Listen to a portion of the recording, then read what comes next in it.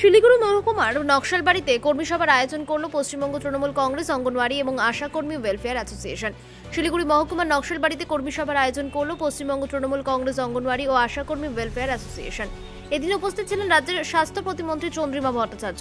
এছাড়াও এদিন উপস্থিত ছিলেন শিলিগুড়ি মহকুমা পরিষদের সভাধিপতি অরুণ ঘোষ, শিলিগুড়ি কর্পোরেশনের ডেপুটি মেয়র রঞ্জন সরকার, দার্জিলিং জেলা তৃণমূল কংগ্রেসের সভানেত্রী পাপিয়া ঘোষ সহ অন্যান্যরা। এই সভায় মহকুমার 4টি ব্লকে আশাকর্মীরা উপস্থিত থেকে নিজেদের সমস্যা তুলে ধরেন। সভায় মন্ত্রীকে কাছে পেয়ে আশাকর্মীদের ভাতা, স্বাস্থ্য বীমা স্থায়ীকরণ দাবি দাওয়া নিয়ে মুখ খুললেন আশাকর্মীরা।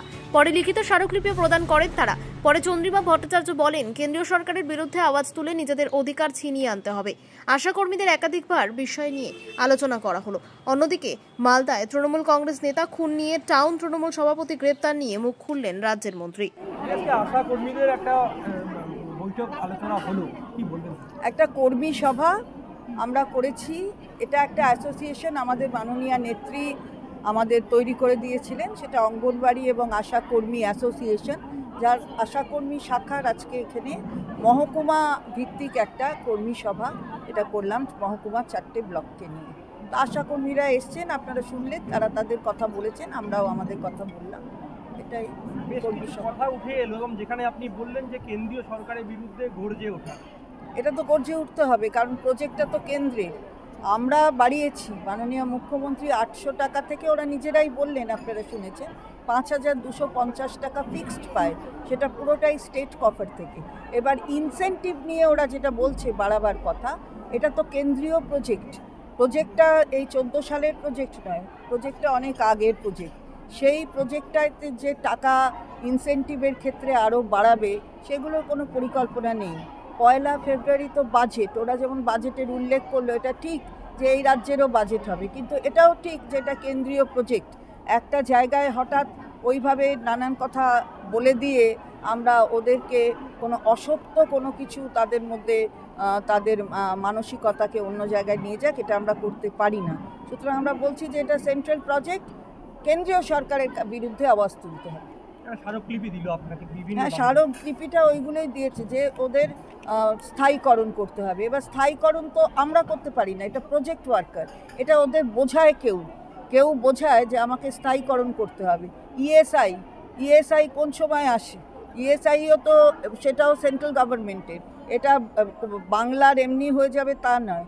ওরা আগে স্থায়িত্ব পাবে, তারপরে সে লেবার হিসাবে চিহ্নিত হবে। তো লেবার নয়, লেবার লস যেটা চলে তার আন্ডারে এটা পড়ে না। সুতরাং একে যদি লেবার বলতে হয়, তাহলে সেলফ হেল্প গ্রুপও লেবার, তাহলে ওটা ওরম হয় না, এটা কেউ বোঝায় না, এটা হচ্ছে কথা। সুতরাং এটা ঠিকই যে ওরা যেগুলো দাবি করছে সেগুলো অমূলক, আমি বলছি না, কিন্তু ওদেরও বুঝতে হবে যে এটা কার বিরুদ্ধে আওয়াজটা তুলতে হবে। যেটা পলিটিক্যাল বেশি, মালদায় আপনাদের কাউন্সিলর খুন হয়েছে এবং আজকে সেখানকারই টাউন তৃণমূল কংগ্রেসের সভাপতিকে গ্রেপ্তার করা হয়েছে। তাতে কি বোঝা যাচ্ছে?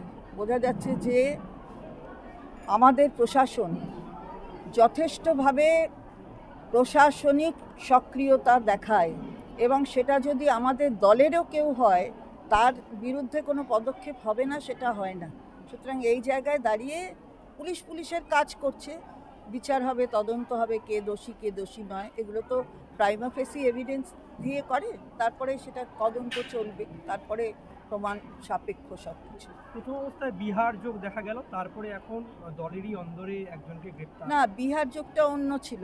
আমিও গেছিলাম পরশুদিন মালদায়, আপনারা জানেন যে বিহার যোগ হচ্ছে বিহারে যারা থাকে তাদেরকে নিয়ে আসা হয়েছিল, এটাই অভিযোগ ছিল। তাদের দিয়ে মানে পয়সা দিয়ে খুন করানো হয়েছে, এইটা অভিযোগ ছিল।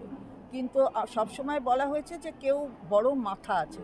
এখন আর কে মাথা আছে, কিনি মাথা, এটা নিয়ে আমি কিন্তু কোনো কমেন্ট করছি না, কারণ সেটা সবই তদন্ত সাপেক্ষ। কিন্তু বিহারের যে যোগটা, এটার দ্বারা কি এটা বোঝা যায় না যে ওখানে যা ইউথ সেক্টরকে যে জায়গায় নিয়ে যাওয়ার দরকার, সেখানে তারা সেই জায়গাটা পায় না বলে তারা অল্প টাকার জন্য এখানে এসে এই ধরনের দুষ্কৃতি এই ধরনের দুষ্কর্মগুলো করে।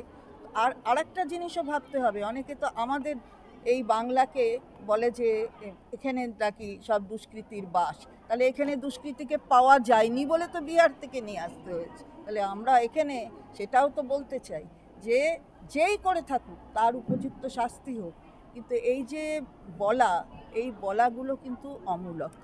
কিন্তু এসপির বিরুদ্ধে মুখ্যমন্ত্রী একবারে মানে তীব্র ভর্ৎসনা করেছেন, কিন্তু সেই পুলিশই এবার না সেটা মুখ্যমন্ত্রী পুলিশ মন্ত্রী, তার আধিকারিককে যদি মনে হয় কোথাও সে কোথাও ভুল করেছে অথবা তার আরও সক্রিয় হওয়া উচিত, তিনি বলেছেন। সুতরাং কিন্তু বলেছেন এটা জেনে যে তার প্রশাসন তাকে সম্মান জানায় এবং তার কথা তার মান্যতা দেয়, তার ফল হয়েছে এটা। সুতরাং কিভাবে করতে হয় ওপেন করেছেন, এটা মনে রাখবেন, কিন্তু ওটা লাইভ হয়েছে, সুতরাং ওপেন হয়েছে। মুখ্যমন্ত্রী কোনোদিন কাউকে ওইভাবে নিজের আড়ালে ডেকে কিছু বললেন সেটা করেন না, এটা তো তার প্রমাণ।